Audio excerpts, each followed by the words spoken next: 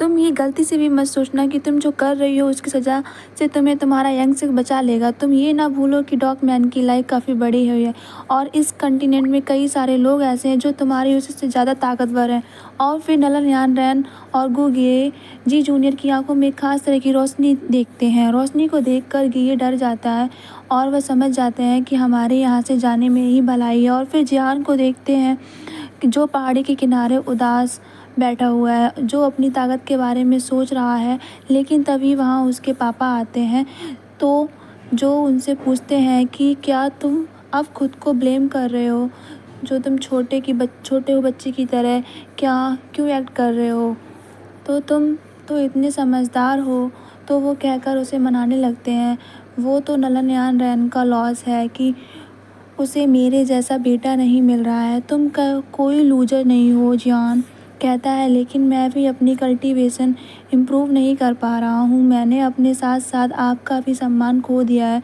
यह सुनकर उसके पापा हंसने लगते हैं और कहते हैं कि हो सकता है कि तुम्हारी कल्टीवेशन में कोई प्रॉब्लम हो, लेकिन क्योंकि तुम जिहान फैमिली से ही हो इसलिए तुम्हें कभी गिव अप नहीं करना चाहिए। हमेशा सॉल्यूशन की तरफ जाते हुए आगे बढ़ते रहना चाहिए।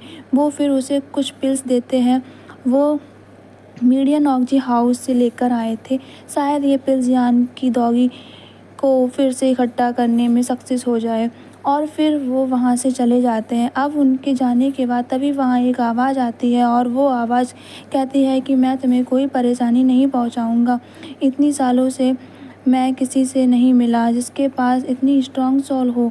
जियान कहता है कि आखिर तुम हो कहाँ और सामने क्यों नहीं आते। वो आवाज़ उसे अपनी रिंग में दिखने को कहती है और जिहान समझ जाता है कि ये रिंग ही उसकी सोल पावर को एब्जॉर्ब कर रही है। जिहान के अंदर जो दबकी थी वो उसी रिंग की वजह से कम हुई थी।